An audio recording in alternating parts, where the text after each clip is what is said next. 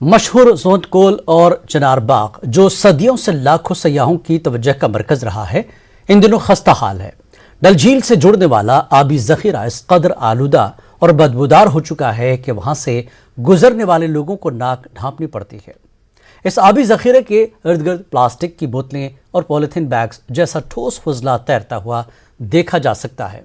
हमारे assistant news editor Parvez Bhat ने यह मामला एसएमसी कमिश्नर अतहर आमिर खान के साथ उठाया, जिन्होंने कहा कि स्मार्ट सिटी प्रोजेक्ट के तहत इन दोनों जगहों की तज़ीन व आराइश की जाएगी। चूटकुल में एक तो चूटकुल बड़ा बहुत ही in a way entry into Dal lake, also entry into our old city also.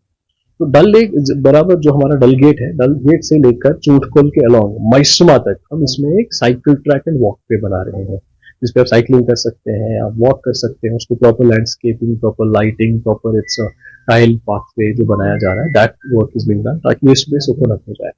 इसके साथ साथ चूटकुल के जो जस्ट एडजेसेंट हमारा चिनार बाग है, तो वो उसको भी हम ओपन अप। चिनार बाग बड़ी खूबसूरत जगह है, लेकिन वहां कोई जा नहीं पाता है क्योंकि ओपन नहीं, वहां जाने का एक्सेस नहीं है। This cycle track will also and walkway will also give access into Chinar Bagh. Plus we are creating one new big जो फुटब्रिज, जो अपोजिट साइड का रोड है, जो डल गेट के साइड, जो डल गेट के द्वारा की तरफ जो रोड जाता है, उस साइड को हम चिनार बाग के साथ with new bridge we are planning to connect that. वो bridge that work has already started on that. इसी के साथ there are one or two bridges जो इसको चिनार बाग को कनेक्ट करते हैं, which were dilapidated. उनका रेस्टोरेशन भी हमने इसमें टेकअप किया है। पॉइंट ये है, चिनार बाग and चूटकुल becomes another vibrant space where people, local citizens, tourists can come and see and enjoy. हम लोग कोशिश करें जो हमारा डोर टू डोर कलेक्शन है, इसको हम हाईली एफिशिएंट बनाएं। कब अभी भी हम लोग हर वार्ड में हमारा डोर टू डोर चलता है, but there are certain gaps. Now we're getting new vehicles, we're getting new man power for that, कि ये जो है हम हर किसी घर में, हर किसी हमारे कमर्शियल या हर एस्टेब्लिशमेंट में हमारी गाड़ी चली जाए, वहां कचरा उठाए, किसी को बाहर फेंकने की जरूरत नहीं पड़े। That's number one which we are working on at present. Number two जो है, इसको पूरे को ऑनलाइन प्लेटफॉर्म पे ला रहे हैं। सभी गाड़ियों पे जीपीएस हम इस समय इंस्टॉल कर रहे हैं कि गाड़ी गई कि नहीं गई वो हमें पता चले। That is what we are doing. Number three, we are creating at least we are at around 15-20 sites underground bins, जो जहां ज्यादा कचरा दिन भर में आता है लेकिन वो क्लियर नहीं हो पाता है, उसमें हम ये बिन्स अंडरग्राउंड कर रहे हैं। आइडिया ये है, at some point we should remove all the dumpsters जो अभी हमारे शहर में होते हैं। नेशनल पीपुल्स फ्रंट के सदर शेख मुजफ्फर ने कहा कि उनकी पार्टी रियासत में बहाली अमन, करप्शन और ड्रग्स फ्री समाज के लिए काम कर रही है ताकि माजी की गलतियों का इजाला मुमकिन हो सके। कुलगाम में आज पार्टी वर्कर्स कन्वेंशन मुनक्किद हुआ, जिसमें जिला सदर कुलगाम अब्दुल गनी शेख के अलावा दीगर वर्करों और लीडरान ने शिरकत की। उन्होंने पार्टी को मजबूत बनाने पर जोर दिया। जीरो से जुड़े लोग हैं, जो कार्यकर्ता है, जो हमारे लीडरान हैं, उन तक ये मैसेज पहुंचाया जाए कि किस तरह एक खूबसूरत जम्मू कश्मीर को हम तैनीर कर सकते हैं। माजी बईद में जो भी जम्मू कश्मीर हमें नसीब में मिला सो मिला।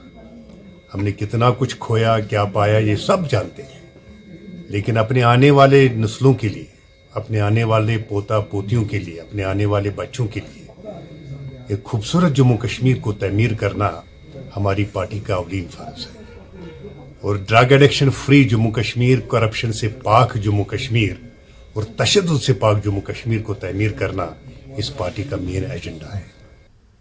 वादी कश्मीर में रमसाल नवंबर माह से ही दर्जा हरारत जहां मनफी हुआ है, वहीं स्कूलों में अभी तक गर्मी का इंतजाम नहीं किया गया है। पुलवामा में भी दर्जा हरारत मनफी होने से सर्दी में इजाफा हुआ, जबकि यहाँ भी अभी महकमा तालीम की जानिब से स्कूलों में गर्मी के लिए इंतजामात नहीं किए गए हैं, जबकि कुछ सरकारी स्कूलों ने सर्दी से निपटने के लिए खुद ही कुछ इंतजामात किए हैं।